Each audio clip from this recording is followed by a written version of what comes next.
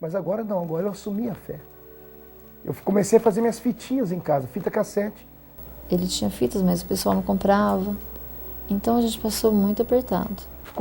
Consegui o irmão Cido Mazarão, aqui da minha cidade, pagou para mim a confecção das capinhas de fita cassete em branco e preto.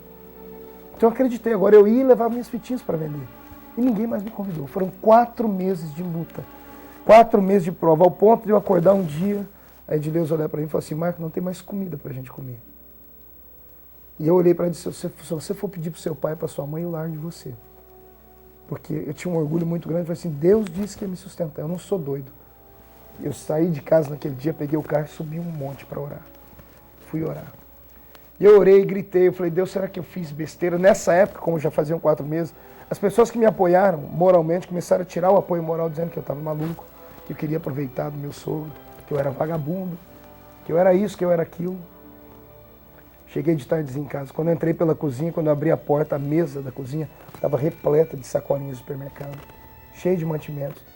Eu já fui correndo na Edileuza para brigar. Quando eu falei, você foi pedir para o seu pai? Eu disse, não foi o pai não. Sabe a irmã Hélia?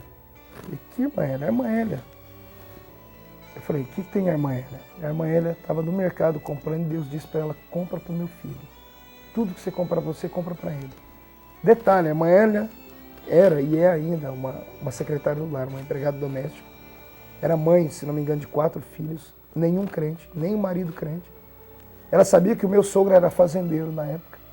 Sabia que a família da minha esposa era abastada.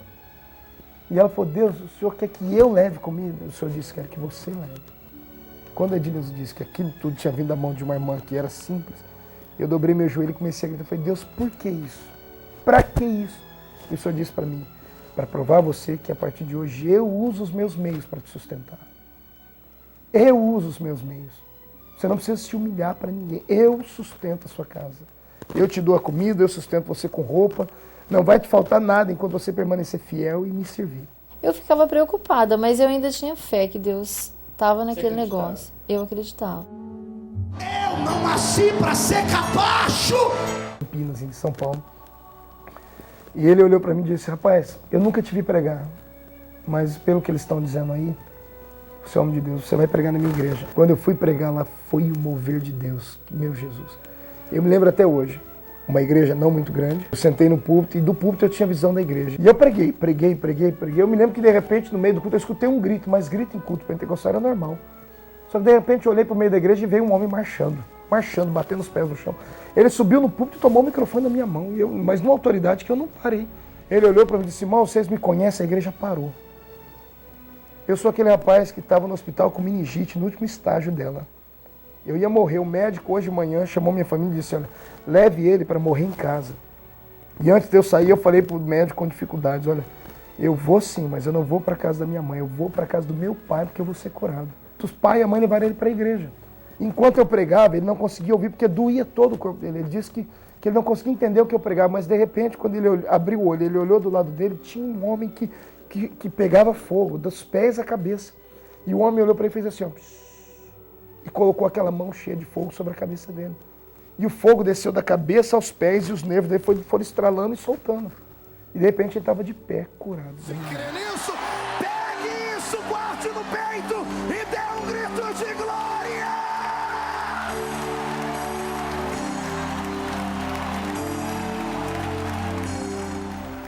Esse episódio abriu as portas em Campinas. Eu fui itinerante em 3 cidades, Campinas, Hortolândia e Sumaré, durante 1 ano. Essas 3 cidades me deram mantimento. Fui pregar em Mauá da Serra. Mauá fica ali entre Apucarana e Ortigueira. Era no mês de julho que eu estava pregando nessa cidade. Quando eu estava pregando, entrou dentro da igreja um homem chamado Mateus Jensen. O irmão Mateus Jensen é pastor hoje. E foi lá que nós encontramos e ali nós transmitimos a primeira vez. E ele transmitiu ao vivo, num link para o programa de rádio das 6 emissoras dele. E houve um congestionamento de ligações nas emissoras dele. E daí convidamos ele para estar conosco, viajando pelo Paraná. Foi que isso? Aí eu me empolguei. Juntamente com meus filhos, e eu junto, e as irmãs Falavinha, e ele então acompanhou, e foi uma bênção aquele trabalho.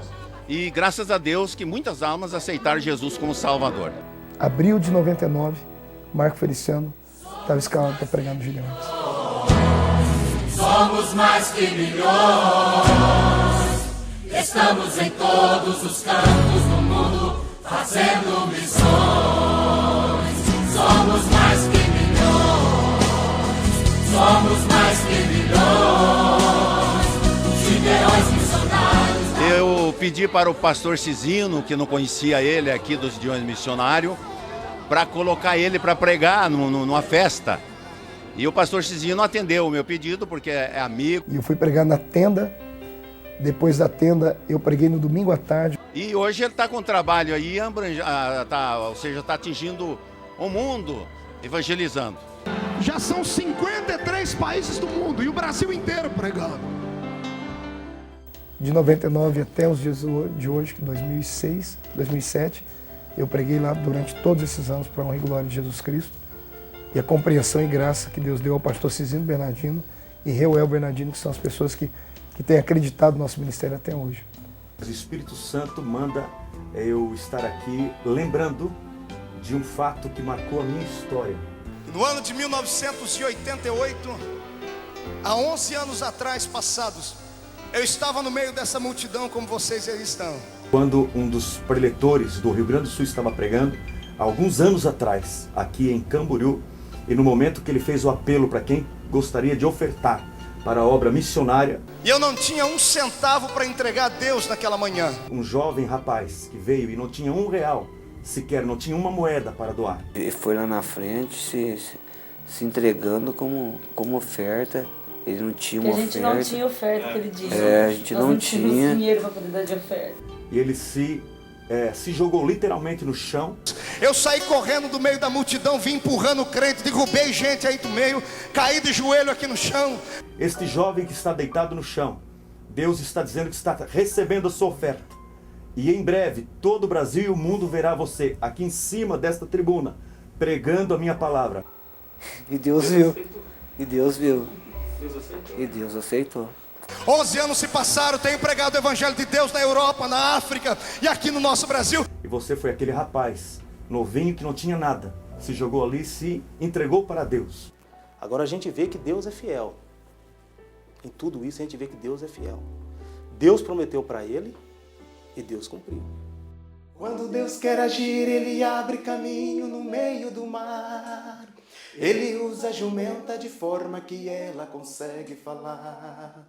Ele muda e faz o relógio de Acás girar ao contrário. Ele para o sol, ele detém a lua, ele muda de horário. Quando Deus quer agir, faz o rei dormir, 2 vezes sonhar. Outro perder o sono e ler para não ver o tempo passar. Quando Deus quer agir... Porque é o mesmo Deus que fez o que fez na vida do pastor Marcos, pode fazer na nossa vida e na sua vida, de quem está assistindo também. Ele faz o urubu se tornar em garçom e levar alimento do bom. E enquanto não chove, não falta alimento e o profeta não morre.